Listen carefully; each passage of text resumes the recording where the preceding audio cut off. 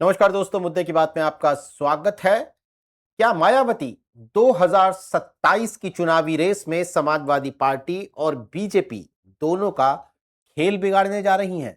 उत्तर प्रदेश की सियासत में जब पीडीए यानी पिछड़े दलित अल्पसंख्यक और ओबीसी की राजनीति हो रही है, तब बहुजन समाज पार्टी की मुखिया मायावती ने अचानक एक ऐसा सियासी बम फोड़ा जिसने रणनीतिकारों को, जानकारों को चौंका दिया। मायावती ने कहा है कि 2027 के विधानसभा चुनाव के लिए बीएसपी स्वर्णों यानी अपर कास्ट और विशेष रूप से ब्राह्मण समाज को बड़े पैमाने पर टिकट देना शुरू कर चुकी है। और उन्होंने यह भी दावा किया कि बीएसपी के इस कदम से समाजवादी पार्टी की नींद उड़ गई है। मायावती का यह सीधा और आक्रामक अंदाज बता रहा है कि वो इस बार अपनी खोई हुई जमीन वापस पाने के लिए 2007 के दलित ब्राह्मण गठजोड़ फॉर्मूले को रीलॉन्च कर चुकी हैं। इसलिए कह रहा हूं क्योंकि उन्होंने ये लिखा है कि हम टिकट देना ब्राह्मण समाज को शुरू कर चुके हैं।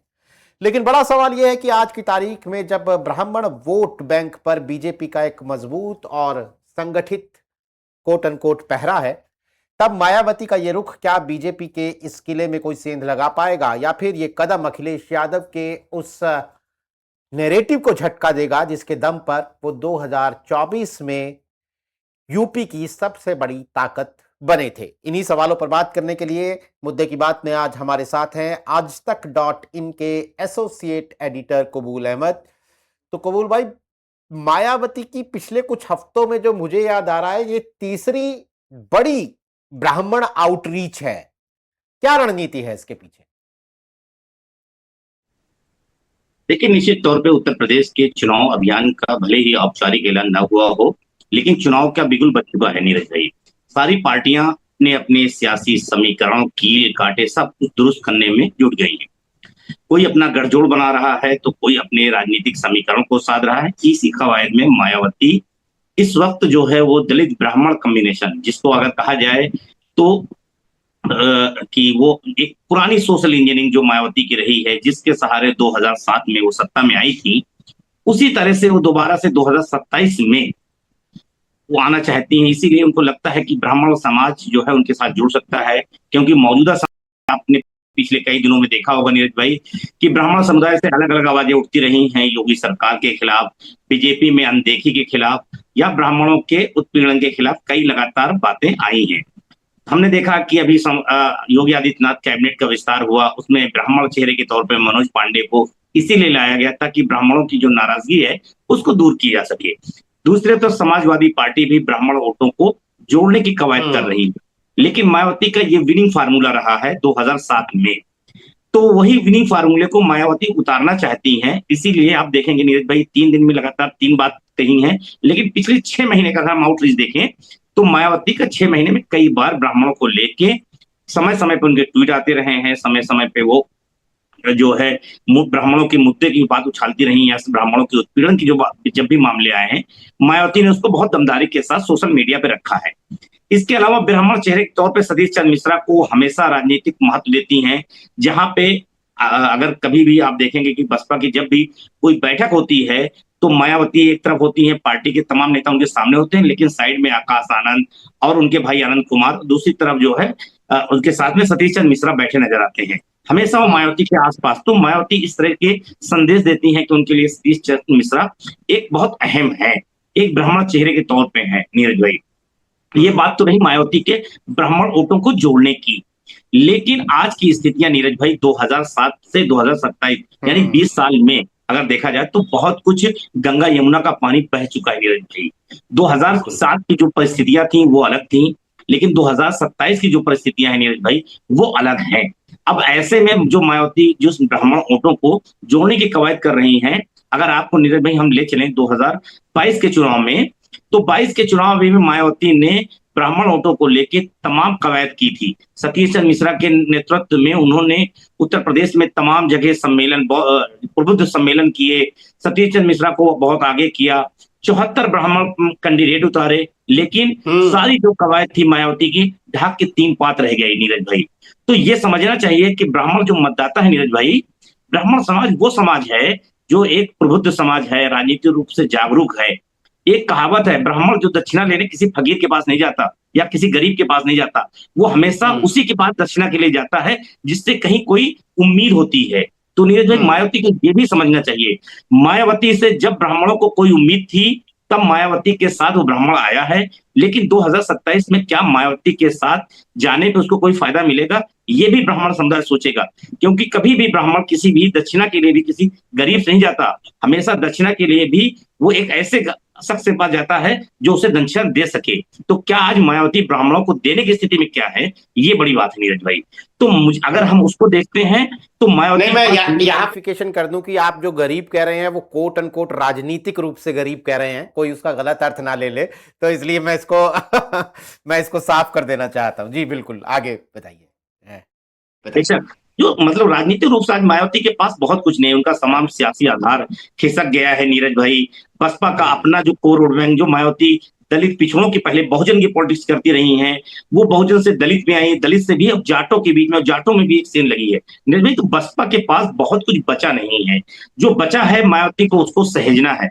अब ऐसे में मायावती को लगता है, क्योंकि एक तरफ समाजवादी पार्टी पीडीए के फॉर्मूला का पिछड़ा दलित अल्पसंख्यक का एक नैरेटिव सेट कर रही है, योगी आदित्यनाथ हिंदू की पॉलिटिक्स को धार दे रहे हैं। ऐसे में मायावती को लगता है कि अगर हम वो अपने पुराने सोशल इंडिया जो विनिंग फार्मूला रहा उस पर हम जाएं तो हम जीत सकते हैं, लेकिन उस राह में नीरज भाई बहुत ज्यादा उम्मीदें मुझे नहीं दिख रही। हाँ, मायावती की एक अपनी स्ट्रेटजी है, हर राजनीतिक दल की होती है, मायावती की भी है, कोशिश कर रही है, लेकिन उत्तर प्रदेश की स्थितियां नीरज भाई बदल चुकी हैं। वो इस तरह से बदली हैं, उसके अगर हम विस्तार में जाए नीरज भाई, अगर बात करें तो आप देखिए कि 2007 का चुनाव हुआ था, तब भारतीय जनता पार्टी बहुत कमजोर स्थिति में थी। उत्तर प्रदेश में ग्रामीण इलाके में आरएसएस का कैडर उस तरह का नहीं था। आज की तारीख में भारतीय जनता पार्टी पिछले 10 साल से सत्ता में है।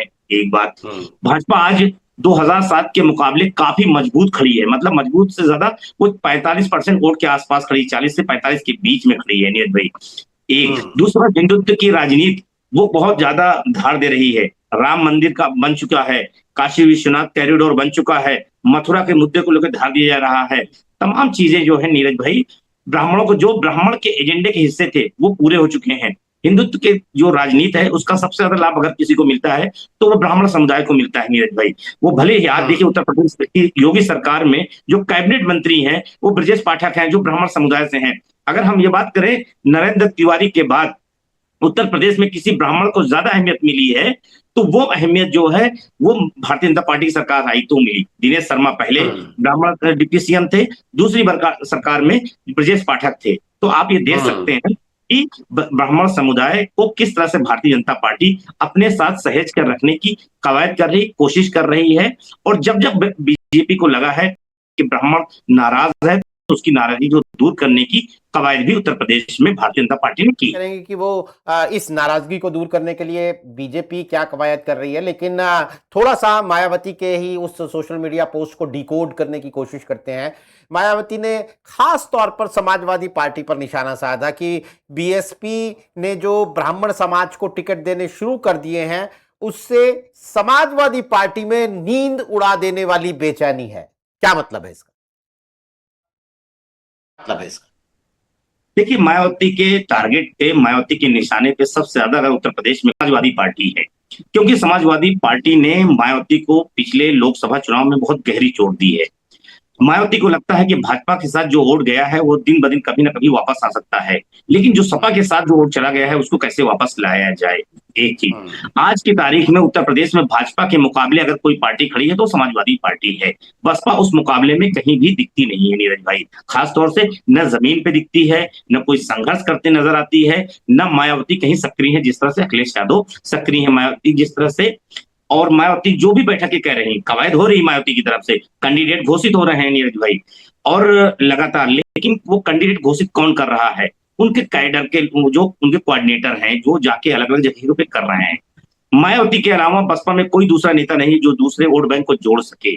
एक चीज समाजवादी पार्टी को लेके ये है कि जो समाजवादी पार्टी क्योंकि उत्तर प्रदेश के राजनीति में नीरज भाई दो ध्रुवी राजनीति हो चुकी है। एक तबका है जो बीजेपी को जिताना चाहता है, एक तबका है जो बीजेपी को हराना चाहता है। ये दो ध्रुवी राजनीति में मायावती की राजनीति लगातार जो है कमजोर होती जा रही है। आज भी देखा जाए तो उत्तर प्रदेश में जो उत्तर प्रदेश का 2027 का चुनाव का बिसात बिछ रही है, वो बिसात भी भाजपा बनाम सपा का है। ऐसे में मायावती को लगता है कि अगर हम सपा का टारगेट करेंगे, सपा की जगह हम ले लें, वो सपा की जगह पे खुद को अपने आप को स्थापित करना चाहती हैं, इसीलिए वो सपा को ज्यादा टारगेट कर रही है। क्योंकि पिछले दिनों हमने देखा है कि अखिलेश यादव जिस तरह से ब्राह्मण पॉलिटिक्स को लेके भी एक तरह से मुखर नजर आए हैं, ब्राह्मण सम्मेलन किया है, ज्ञानेश्वर मिश्र की जयंती पे एक बड़ा कार्यक्रम 5 तारीख को जुलाई को करने जा रहे हैं। तो बीजेपी मतलब समाजवादी पार्टी भी जो बीजेपी का अपना कोर वोट बैंक है उसमें सेंध लगाने की कोशिश कर रही है। और ऐसे में मायावती को लगता है कहीं ब्राह्मण समुदाय जो है वो भाजपा से छिटक के अगर करता है, कहीं सपा के साथ चला गया, तो वो जो है समाजवादी पार्टी अखिलेश यादव की राजनीति के लिए एक संजीवनी होगा। और इस बार अगर समाजवादी पार्टी सत्ता में आती है तो भाजपा के लिए समाजवादी पार्टी के लिए समाजवादी पार्टी के अगर सत्ता में आती है तो बहुजन पॉलिटिक्स के लिए, खासतौर से मायावती की पॉलिटिक्स के लिए बहुत मुश्किल दौर आ जाएगा। क्योंकि 2027 का जो चुनाव है वो बसपा के सियासी अस्तित्व को बचाए रखने का सवाल है। तो मायावती की जो सक्रियता है वो जो है वो उसी तरफ है कि कैसे हम अपने आधार को बचा सकें, हम दूसरे वोट बैंक को जो सपा की तरफ जा रहे हैं वोट बैंक उनको ला सकें। इसीलिए मायावती वक्त बे वक्त पे कभी ब्राह्मणों की बात करती हैं, तो कभी मुसलमानों के मुद्दों को लेकर भी मुखर नजर आ जाती हैं, पिछड़ों को लेकर आती हैं। यहाँ तक कि विश्वनाथ पाल पे अभी एक कितना बड़ा आरोप लगा, लेकिन मायावती उनके डिफेंड में खड़ी नजर आई मजबूती से। जबकि मायावती अक्सर देखा गया है कि किसी पे अगर सवालिया निशान लग जाता है तो उसे पार्टी से बाहर का रास्ता दिखाने में 1 मिनट भी देर नहीं करती। लेकिन मायावती इस बात को समझ रही है कि अगर हम इस नैरेटिव में फंसे, वो लगातार कह रही है विपक्षियों की साजिश है, जबकि ऑन द कैमरा बोल रही चीजें। तो एक तरफ से ये चीजें देख लीजिए नीरज भाई। दूसरी तरफ मायावती के साथ ये समस्या है कि जो बसपा का अपना वोट बैंक है उसको भी बसपा में जीत की उम्मीद कम दिख रही है नीरज भाई। उसमें भी बहुत ज्यादा उसकी जो उम्मीदें हैं वो बसपा से बहुत कम होती जा रही हैं। पहले उससे मुसलमान छटा, फिर उससे सवर्ण वोटर भी छिटक गया। तो तमाम चीजें नीरज भाई लगातार बसपा से जा रही हैं। बसपा के सामने अपने सियासी आधार को बचाए रखना है, नए वोट बैंक को जोड़ना है। नए वोट बैंक मायावती के साथ कब आएंगे नीरज भाई? मायावती के साथ नया वोट बैंक तभी आएगा जब खासतौर से बसपा में कोई एक संभावनाएं नजर आए। संभावनाओं जो है वो दिख नहीं रही। संभावनाएं तब नजर आएंगी जब मायावती किसी एक धड़ के साथ खड़ी नजर आएगी, मतलब गठबंधन की पॉलिटिक्स में अगर मायावती खड़ी दिखती है। क्योंकि आज की तारीख में ऐसा लगता है कि सपा कांग्रेस का अलायंस है, सपा कांग्रेस मजबूती से लड़ेंगे। मायावती अकेले चल रही हैं, अकेले चुनाव लड़ना चाहती हैं। अकेले लगातार चुनाव लड़ के देख लीजिए नीरज भाई, मायावती का क्या असर हो गया है, बसपा का क्या किस हद पे पहुंच गई है। अगर मायावती उत्तर प्रदेश के अंदर कोई अलायंस करती है तो निश्चित तौर पर संभावनाएं आती हैं, और संभावनाएं जब जगेंगी तो जो मायावती कवायद कर रही हैं, जो सवर्ण वोट बैंक को जोड़ने की, जो पिछड़े, वो नेचुरल तरीके से नीरज भाई जब बसपा में उम्मीद दिखेगी तो अपने आप आ जाएगा। तो मायावती को जिस दिशा में काम करना चाहिए, जिस पिच पे काम करना चाहिए, उस पिच पे काम न करके वो फिर वही पिच पे काम कर रही है जो एक तरह से घिस चुकी है पिच, जहां पे बॉल न टर्न कर रही है, न स्पीड ले रही है। वो ऐसी सियासी पिच हो चुकी है नीरज भाई। आप आकाश आनंद को उत्तर प्रदेश की राजनीति में एक्टिव नहीं कर रही है, वो किसके लिए राजनीति में लाई है, उनको कहाँ बैठा रखा है वो किसी को पता नहीं है। दूसरी तरफ जो है मायावती खुद भी सक्रिय नहीं हो रही, मायावती खुद नहीं निकल रही है। तो मायावती का जो अपना राजनीति है वो पिच बहुत खुरदरी हो गई नीरज भाई, और उसमें चलने पे पांव पे जो है छिल जाएंगे, कोई बहुत ज्यादा स्पीड में दौड़ नहीं सकती। उसमें दौड़ने के लिए मायावती को एक प्रेशर की जरूरत है, कोई एक सहयोग की जरूरत है जो उनको अपने कंधे पे सहारे आगे ले जा सके। हमने देखा कि 2014 में बसपा का खाता नहीं खुलता, लेकिन 2019 में जब सपा की बैसाखी के सहारे चुनाव लड़ती है 10 सीटें जीत जाती है, 10 सांसद। हाँ, तो आप उत्तर प्रदेश में अकेले चल के आप क्या देखना चाहती हैं? तो मुझे लगता है कि मायावती के लिए अगर राजनीतिक संभावनाएं कहीं हैं तो वो उनकी जो केमिस्ट्री, कभी दलित मुस्लिम केमिस्ट्री, कभी दलित ब्राह्मण केमिस्ट्री, तो कभी ये दौर चला गया नीरज भाई। अब दौर जो है वो एक अलग तरीके की पॉलिटिक्स है। तो आप समीकरण के सहारे नहीं, अब सियासत के सहारे करना होगा, और सियासत और संभावनाओं के सहारे करना होगा। क्या संभावनाएं बन सकती हैं और उसी संभावनाओं पे काम करने की, तब मायावती बेहतर कर बात है। आज की राजनीति जितनी तेजी से घटनाक्रम बदलते हैं, उसमें 20 दिन में ही तस्वीर बदल जाती है। तो 20 साल पुराना हथियार मायावती आजमाना चाहती हैं। हो सकता है सफल हो जाएं, लेकिन सवाल तो उसमें खड़े होते हैं। मैं एक बात आपसे और जानना चाहता हूं कि आपने जैसे बताया कि अखिलेश यादव ब्राह्मण सम्मेलन कर रहे हैं, मायावती जो है वो लगातार एक के बाद एक ब्राह्मण आउटरीच कर रही हैं, बीजेपी को हम कहते ही हैं कि ब्राह्मण उनका कोर वोटर है, तो ब्राह्मणों के बीच में ऐसी कोई बेचैनी, ऐसी कोई सुगबुगाहट है भी कि हर किसी को लग रहा है कि ब्राह्मण मेरे साथ आ जाएगा अगर मैं थोड़ा सा थोड़ी सी कोशिश करूंगा? क्या ब्राह्मण समाज के अंदर ऐसी कोई बेचैनी, ऐसी कोई सुगबुगाहट आप देखते हैं कि वो बड़े बेचैन हो रहे हैं कि कोई आए हमारे लिए और हम उसके साथ चले जाएं? नीरज भाई, बहुत अहम सवाल है कि क्या वाकई उत्तर प्रदेश का ब्राह्मण बेचैन है। देखिए, ब्राह्मण समुदाय, जैसे मैंने कहा, कि एक बौद्धिक समुदाय है। हमेशा वो सत्ता के साथ बना रहना चाहता है। वो हमेशा उसी राजनीतिक दल के सहारे अपनी राजनीति करता है जहां पे उसको सत्ता, शासन, प्रशासन में भागीदारी हो सके। आज की तारीख में नीरज भाई, निश्चित तौर पे, क्योंकि उत्तर प्रदेश में ठाकुर बनाम ब्राह्मण की पॉलिटिक्स लंबे समय तक होती रही है। योगी आदित्यनाथ ठाकुर समुदाय से आते हैं, वो मुख्यमंत्री हैं। ऐसे में ब्राह्मणों को लगता है कि थोड़ी सी बेचैनी लगती है कि क्यों, क्योंकि उत्तर प्रदेश की राजनीति में लंबे समय तक सबसे ज्यादा राज करने वाले अगर कोई जात थी तो वो ब्राह्मण समुदाय थी। और आज वो शासन में भले ही नंबर 2 की पोजीशन पे है, लेकिन स्टीयरिंग सीट उनको नहीं मिल पा रही है। एक वजह तो ये है कि इस वजह से ब्राह्मणों को लगता है कि उनकी बेचैनी थोड़ी सी दिखती है। लेकिन नीरज भाई, आप देखें कि इस बार जो ब्राह्मण की बेचैनी है वो 2022 से कम है। 2022 में जो विकास दुबे का इनकाउंटर होता है, उसके बाद ब्राह्मणों को लेके तमाम ब्राह्मण समुदाय के लोगों की जो इनकाउंटर होते हैं उसकी लिस्ट लेके लोग घूम रहे थे। उत्तर प्रदेश में ब्राह्मण लगातार कवायद हो रही थी। इन सारी कवायद के बाद उत्तर प्रदेश के ब्राह्मण समुदाय ने भारतीय जनता पार्टी को 85% वोट, नीरज भाई, देने का काम किया था। इतनी नाराजगी के बाद इस बार उतनी नाराजगी नीरज भाई नहीं है। लेकिन ब्राह्मण समुदाय एक नैरेटिव सेट करता है। उत्तर प्रदेश की राजनीति में ब्राह्मण समुदाय अपनी राजनीतिक महत्व को बनाए रखना चाहता है। वो अपने आप को अप्रासंगिक नहीं बनाना चाहता, वो प्रासंगिक रहना चाहता है। यही वजह है कि ब्राह्मण समुदाय से अलग अलग लोग कवायद कर रहे हैं। समाजवादी पार्टी को यह लगता है कि योगी आदित्यनाथ मुख्यमंत्री हैं, उत्तर प्रदेश में जो जाति की राजनीति है ठाकुर बनाम ब्राह्मण की, उसका वो फायदा उठा ले जाएंगे। क्योंकि 2024 में समाजवादी पार्टी एक बेहतर प्रदर्शन नीरज भाई करने में सफल रही है। तो ये प्रश्न बनी है, ये एक बार ब्राह्मण समुदाय के लिए लुभा सकती है। लेकिन मायावती जो 0 पे आउट हो गई है नीरज भाई, उसके साथ ब्राह्मण क्यों आएगा? जैसा कि मैंने कहा कि ब्राह्मण समुदाय हमेशा संभावनाएं देख के जाता है। 2007 में वो मायावती के साथ तब गया था जब वो 1989 से लेके 2007 तक ब्राह्मण उत्तर प्रदेश की राजनीतिक हाशिए पे पहुंच गया था। आज की तारीख में ब्राह्मण हाशिए पे नहीं है नीरज भाई। आज की तारीख में वो शासन सत्ता में है। और तब भारतीय जनता पार्टी कमजोर स्थिति में थी। उस वक्त भाजपा जो है मुकाबले में, चुनावी मुकाबले में नहीं थी। 2007 का चुनाव सपा बनाम भाजपा का था। उस वक्त समाजवादी पार्टी सत्ता में थी और बहुजन समाज पार्टी ने एक नैरेटिव गढ़ा था कि उत्तर प्रदेश की जो सत्ता है, सरकार है, वो गुंडों की सरकार है, हाथी की। सर्जन हिताय सर्जन सुखाय का नारा दिया था। हाथी नहीं गणेश है, विष्णु शंकर महेश है, ऐसे नारे बसपा की तरफ से गढ़े गए थे। सतीश चंद्र मिश्रा के नेतृत्व में कई रैलियां हुई थी और उस रैलियों में मायावती ने बड़ी तादाद में ब्राह्मणों को टिकट दिया था। और वो ब्राह्मण समुदाय की बड़ी संख्या में, करीब 50 से ज्यादा ब्राह्मण विधायक जीतकर नीरज भाई बसपा से आए थे। और उस वक्त भी अगर ब्राह्मण वोटों का सीएसडीएस का आंकड़ा देखा जाए तो जहां ब्राह्मण कैंडिडेट थे वहां तो ब्राह्मणों ने बसपा को दिया, लेकिन जहां ब्राह्मण कैंडिडेट नहीं थे वहां ब्राह्मणों ने नहीं दिया। एक चीज नीरज भाई ये रही है। इसीलिए उस वक्त का भी बहुत रेशियो मिलता है, 25 से 30% ब्राह्मण वोट ही बीएसपी को गया है। एक बात। दूसरी बात यह है कि समाजवादी पार्टी भाई, तो समाजवादी पार्टी के साथ कुछ ब्राह्मण समुदाय गए और मायावती ने ब्राह्मण समुदाय को बहुत शासन में जगह भी दी। 1 दर्जन के आसपास मायावती ने ब्राह्मण समुदाय के मंत्री बनाए थे।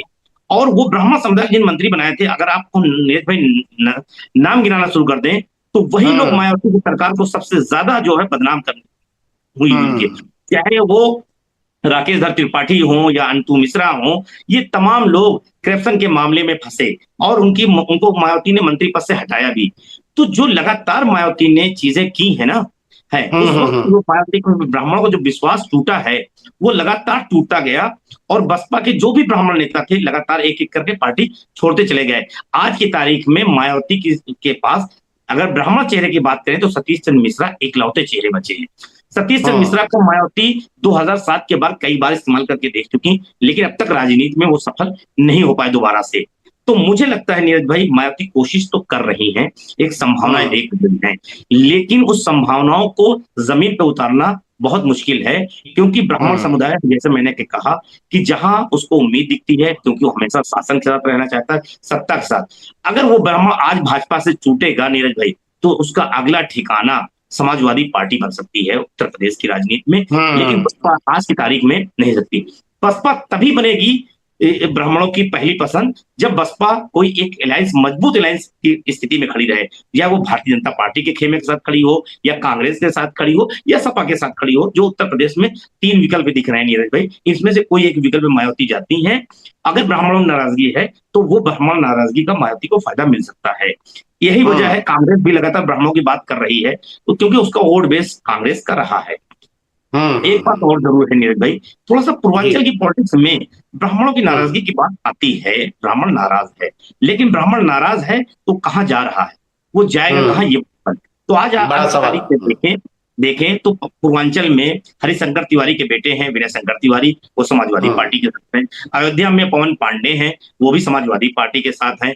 इसके अलावा माता प्रसाद पांडे जो है कि वो देवी पाटन के इलाके से आते हैं, वो भी समाजवादी पार्टी के नेता, प्रतिपक्षी नेता है, सदन में है। तो ब्राह्मणों की लॉबी समाजवादी पार्टी में है, और अलग अलग जिले में समाजवादी पार्टी के पास ब्राह्मण लीडरशिप है। अगर पूर्वांचल के हर जिले में बात करें, मायावती के पास ऐसे चेहरे की कमी आई है। हाँ, एक बात जरूर है कि मायावती ने ब्राह्मण कैंडिडेट उतारने शुरू कर दिए हैं, तो ब्राह्मण कैंडिडेट उतारने शुरू कर दिए हैं, लेकिन क्या ब्राह्मण कैंडिडेट उतारने से काम हो जाएगा? मुझे लगता है ऐसा नहीं। उसमें एक संभावना है, एक उम्मीद जगानी होगी, अपने आधार को लाना होगा। जब तक वो नहीं आएगा, तब तक ब्राह्मण समुदाय बसपा के साथ नहीं आएगा। ये मुझे एकदम साफ उत्तर प्रदेश की राजनीति में होता दिख रहा है। बहुत ही तफसील के साथ कबूल भाई आपने समझाया।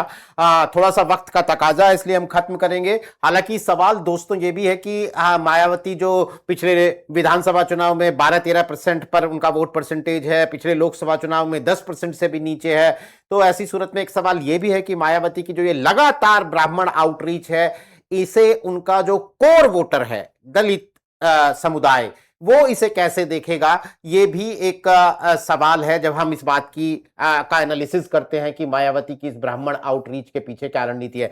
लेकिन कबूल अहमद ने बहुत तफसील से हमें इस राजनीति के सारे पक्ष और एंगल समझाए हैं। कबूल भाई, इस कार्यक्रम में शिरकत करने के लिए आपका बहुत बहुत शुक्रिया। तमाम दर्शकों का भी आभार। दोस्तों, आज के लिए नमस्कार।